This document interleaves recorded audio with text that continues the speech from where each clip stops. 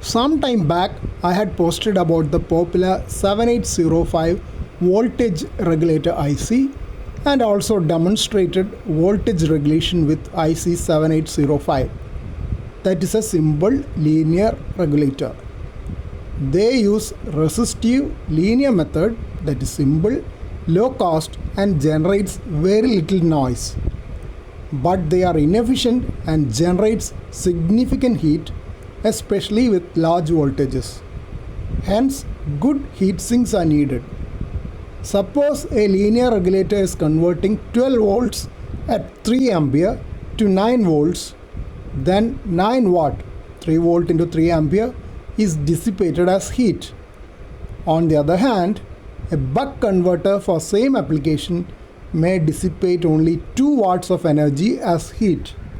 Buck converters are best suited for high power applications where efficiency is critical, while linear regulators are useful for low power, noise sensitive or cost sensitive applications where efficiency is not of much concern. Buck converters operate as switch mode power supplies using a reactive step down method, primarily using MOSFET at high current. Efficiency of buck converters can be as high as 85%. Buck converters require external components like an inductor and capacitors, while the IC 78XX or 79XX series require few or no external components. 78XX series gives positive output, while 79XX series give negative output.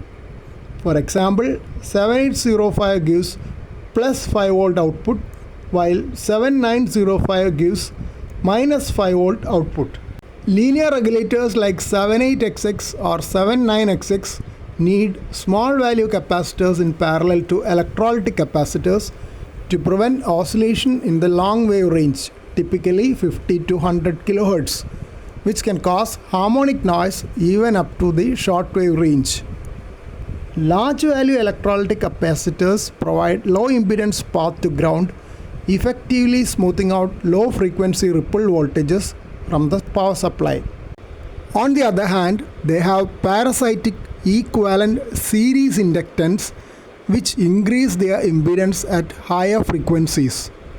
At its self-resonant frequency, the capacitor starts behaving like an inductor and filtering ability degrades significantly.